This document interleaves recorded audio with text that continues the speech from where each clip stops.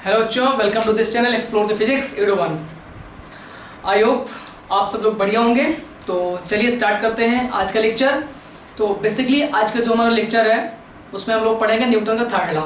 ठीक है, जो क्लास 9 का जो हम लोगों का लॉज ऑफ मोशन चैप्टर पढ़ रहे थे तो उसमें हम लोगों ने पिछली क्लास में पिछली वीडियो में, अगर अभी तक आप लोगों ने नहीं देखे जाके देख सकते हैं, उसमें हम लोग सेकेंड लॉ की कुछ एग्जाम्पल्स किए हमने, है ना। सेकेंड लॉ पे बेस्ड हमने कुछ ढेर सारे अच्छे क्वेश्चंस लगाए।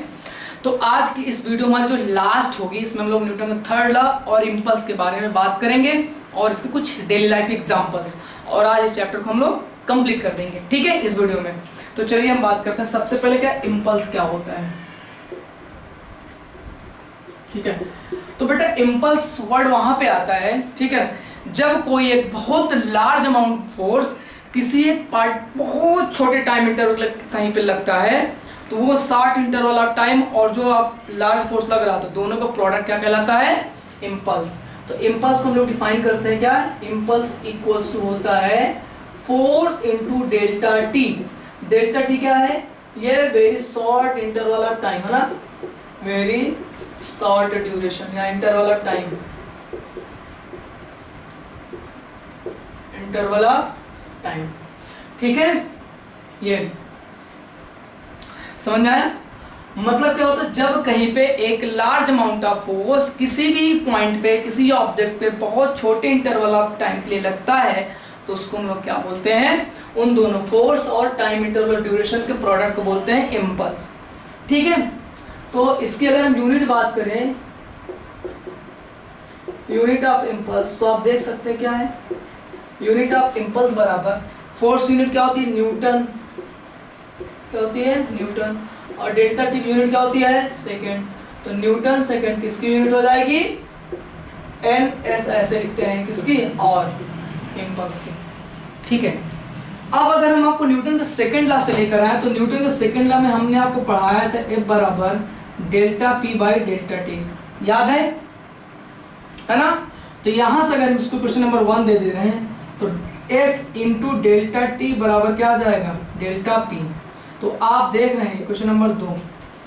तो क्वेश्चन नंबर 1 में देखो इम्पल्स को हम आई से डिनोट कर दे रहे हैं। चलो आई बराबर एफ इंटू डेल्टा टी है और एफ इंटू डेल्टा टी बराबर क्या, डेल्टा पी। मतलब क्या हुआ, यहाँ पे एफ इंटू डेल्टा टी की जगह हम डेल्टा पी रख सकते हैं ना। तो इसका मतलब क्या हुआ, फ्रॉम वन एंड टू हम लिख सकते हैं क्या, इम्पल्स कुछ नहीं है बल्कि क्या है, चेंज इन मोमेंटम है, चेंज इन मोमेंटम।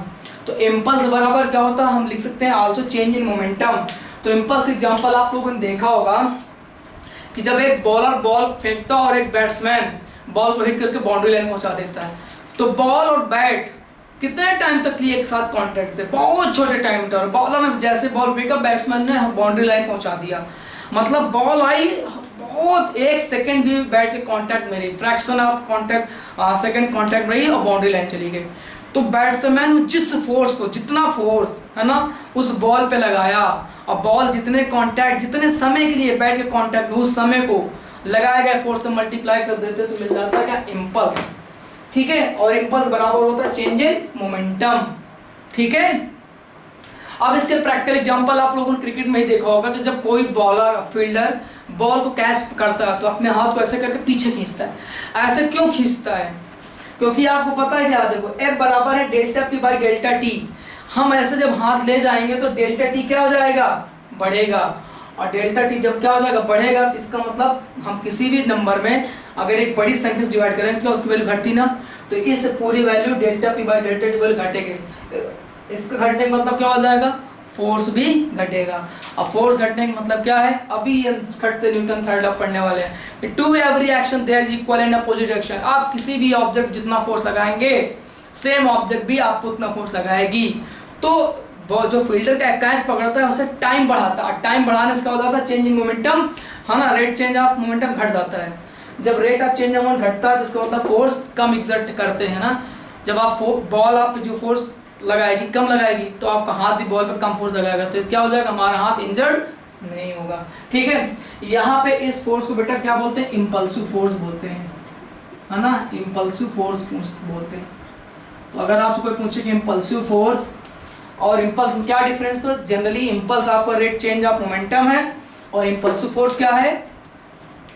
जो मोमेंटम में चेंज लाता, प्रोड्यूस करता, ठीक है ना। मतलब वो है भाई चेंज इन मोमेंटम है और इम्पल्सिव फोर्स एक फोर्स है ना। चलो रीडिंग डालते हैं क्या? न्यूटन का third law.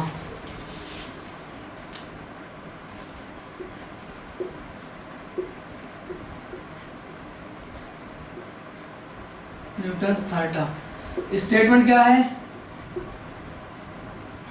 To every action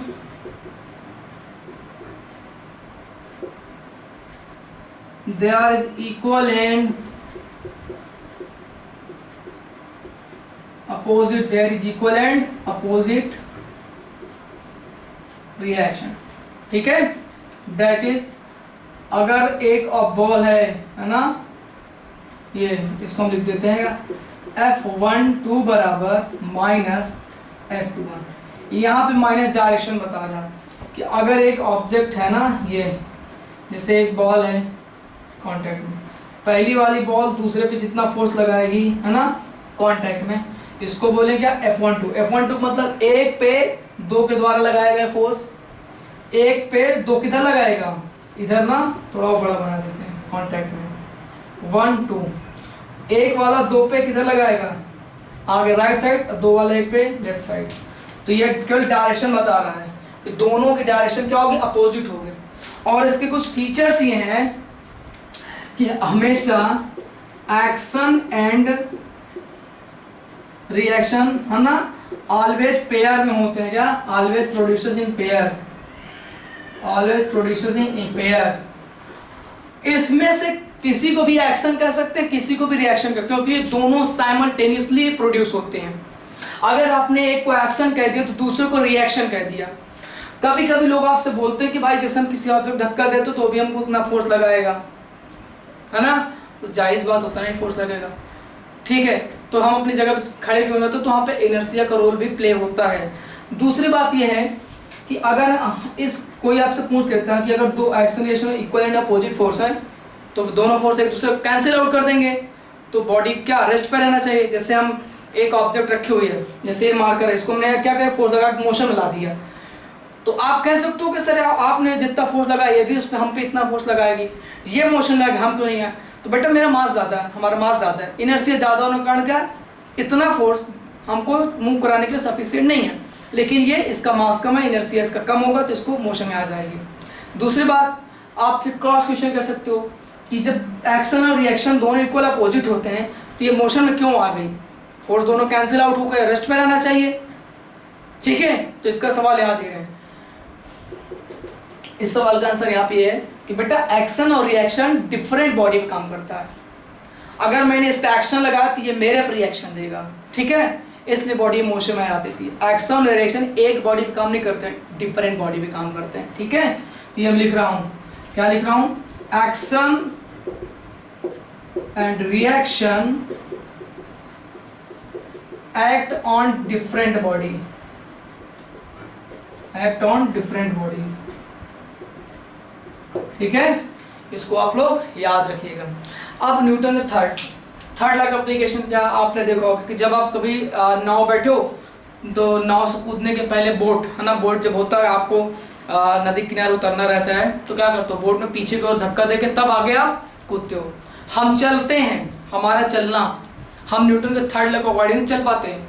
आप लोग चलते हो तो आप नोटिस करो, है ना, हम अपने पंजे से अर्थ को, जमीन को पीछे की ओर धकेलते हैं। और जितने फोर्स से हम जमीन को, अर्थ को पीछे की ओर पंजे से धकेलते हैं उतने फोर्स हमको क्या करती है? अर्थ हमको आगे की तरफ लगाती है और इस कारण हमारा चलना पॉसिबल हो पाता है। आप बिना पंजे के चल के दिखाओ, आप बोलोगे सर हम ऐसे चल लेंगे, तो चल सकते हो, लेकिन फिर आप एड़ी के बल चलोगे तो फिर आप एड़ी से क्या कर रहे हो? जमीन को पुश कर रहे हो, है ना, पीछे की तरफ धकेल रहे हो, और जितने फोर्स आप धकेल रहे हो उतना फोर्स अर्थ आप पे लगा रही है।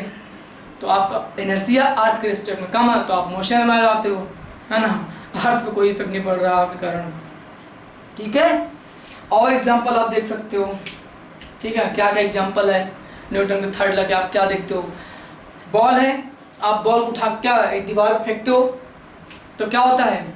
दीवार से बॉल टकरा के वापिस आ जाती है। मतलब जितने फोर्स बॉल ने दीवार पे लगाया, सेम फोर्स वॉल ने बॉल को दिया और बॉल क्या हो जाए उसकी डायरेक्शन पीछे आ गई। हम अगर इसको ये मारें तो क्या होगा, जितने फोर्स मैं इस पे लगा रहा हूँ सेम फोर्स से मेरे पे लगा रहा, ठीक है। तो एक्शन एंड रिएक्शन, तो देख लो एक्शन में बोर्ड पे लगा रहा हूँ, रिएक्शन मेरे पे लग रहा, तो वही ये कह रहा कि एक्शन रिएक्शन दोनों एक साथ पेयर प्रोड्यूस होते हैं लेकिन दोनों डिफरेंट बॉडी पे काम करते हैं, ठीक है।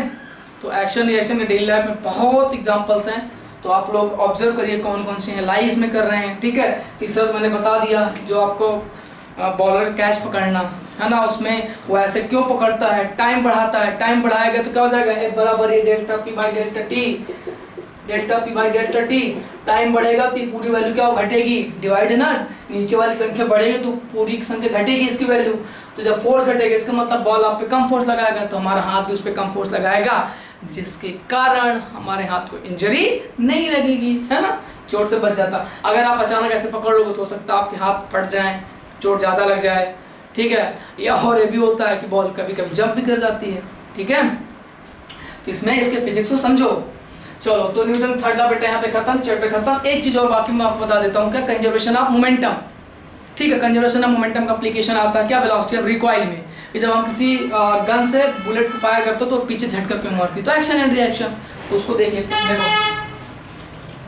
है ना, ये भी न्यूटन का तीसरा नियम है कि देखा होगा जब कोई ऐसे बुलेट फायर करता है तो हाथ से पकड़ लेता है, क्यों, क्योंकि झटका मारती है, बुलेट आगे निकलती है, तो जिस स्पीड से बुलेट आगे गई है ना, तो हम ये नहीं बोले उसी स्पीड से आप पीछे जाएंगे, ना ना ना, है ना, यहाँ मोमेंटम का सवाल आ गया, ठीक है। तो मोमेंटम कंजर्व रहेगा, जितना मोमेंटम बुलेट का होगा उतना मोमेंटम से वो गन भी पीछे रिकॉइल करेगी, पीछे जाने को बोलते हैं क्या, रिकॉइल। तो यहाँ पे देखो क्या लिखेंगे, कंजर्वेशन ऑफ मोमेंटम,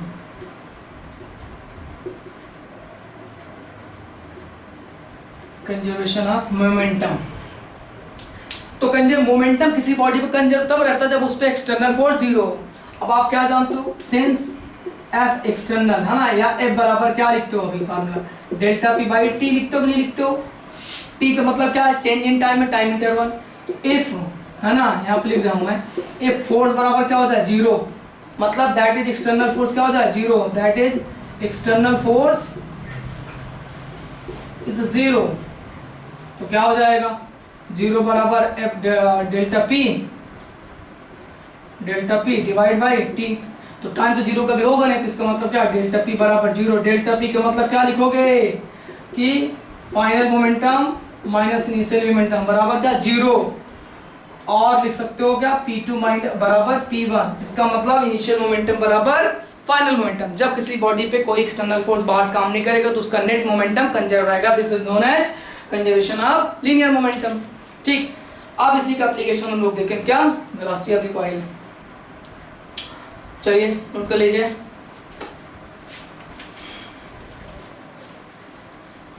यहाँ पे लिख रहे हैं क्या, velocity of recoil of a gun, ठीक है। अब एक कोई गन है ना, इससे एक आपकी बुलेट आपने फायर किया है ना, पहले तो बुलेट रेस्ट पे थी और गन भी रेस्ट पे है, तो अगर हम बात करें इनिशियली है ना, initially u equal to zero है ना, u मतलब क्या, वेलोसिटी, इसका फाइनल वेलोसिटी जब इसने बुलेट फायर किया तो इसकी वेलोसिटी कितनी अभी है, और इसका मास क्या, m है, इस बुलेट का गन का मास कैपिटल M है, और जब बुलेट आप फायर हुई तो पीछे की ओर झटका इसको लगा v, और इसको क्या बोलते हैं, वेलोसिटी ऑफ रिकॉइल, इसको क्या बोलते हैं, velocity of recoil. Gun bullet fire होने के बाद जिस वेलोसिटी से गन पीछे की ओर जाती है that is known as recoil velocity. तो यहां पर देखो, इनिशियली देखोगे तो इनिशियली v बराबर भी जीरो और v भी जीरो, मतलब बुलेट भाई फायर ही नहीं हुई है तो उसकी क्या वेलोसिटी, दोनों जीरो, तो इनिशियल मोमेंटम बात करें P1 क्या हो जाएगा, P बराबर लीनियर मोमेंटम पढ़ा चुका, P बराबर क्या होता है, मास इनटू वेलोसिटी, तो P1 बराबर क्या, मास मतलब m1 into v zero plus small m into G क्या, जीरो, मतलब P1 बराबर क्या, जीरो, इनिशियल मोमेंटम क्या है, जीरो, तो फाइनल मोमेंटम भी क्या होना चाहिए, जीरो, तो अब हम फाइनल मोमेंटम P2 निकालेंगे तो P2 बराबर कितना आएगा, मास इंटू गन का मास सेम है और इसकी रिकॉइल वेलोसिटी कितनी, v plus v into M, है ना, m इंटू v, ये फाइनल आंसर। अब सिंस क्या है, बाहर से कोई फोर्स नहीं लगा, इसलिए क्या हो जाएगा, P1 बराबर P2। अब P1 कितना बेटा, इनिशियल मोमेंटम 0, तो बाद में मोमेंटम क्या होगा 0, तो इसका मतलब क्या होगा, आपको P2 बराबर भी क्या रखना पड़ेगा 0, लेकिन P2 बराबर तो आपने ये निकाल रखा है ना, तो भाई कोई बात नहीं, तो क्या करेंगे, रख दो P2 बराबर, मैं इसको रफ कर दे रहा हूँ। तो P2 वैल्यू क्या है, mv plus small m equal to 0, तो कैपिटल mv बराबर माइनस mv, ये इधर जाएगा तो माइनस में जाएगा, हमको v चाहिए तो कैपिटल v बराबर minus m upon capital m into small v। ठीक है, ये हमारा फार्मूला बन गया। और इसको क्या बोलते हैं, वेलोसिटी ऑफ रिकॉइल। ये कैपिटल v क्या है, वेलोसिटी ऑफ रिकॉइल है, और स्मॉल v क्या है, velocity of bullet, velocity of bullet. Small m क्या है, mass of bullet, mass of bullet. ठीक है, और कैपिटल M क्या है, मास ऑफ गन। ठीक है, तो ये हो गया। अब इस पे मैं एक क्वेश्चन कर देते हैं, चैप्टर को फिनिश करते हैं, है ना, आपको फ्री कर देते हैं। चलो, क्वेश्चन क्या है, a bullet of mass 50 gram is fired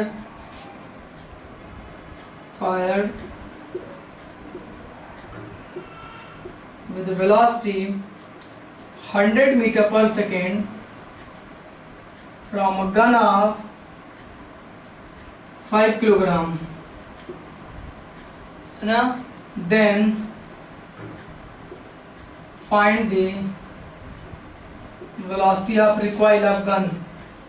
मतलब गन कितनी झटका देगी, गन जिस गन से बुलेट फायर की जा रही हो पीछे कितने वेलोसिटी से जाएगी। तो ये वाला फॉर्मूला लगा दो ना, ये v बराबर क्या है, minus m upon capital M into v, और आपको पता है स्मॉल m क्या है, capital M mass of gun है। तो यहाँ पे सबसे पहले क्या लिखेंगे, मैं इधर लिख दे रहा हूँ, इतने सॉल्यूशन दे रहा हूँ। क्या गिवन डाटा है, गिवन डाटा स्मॉल m कितना है 50 ग्राम है, 50 ग्राम को भाई किलोग्राम में बदलने के लिए क्या लिखोगे, 50 इंटू 10 की पावर माइनस 3 से मल्टीप्लाई करोगे।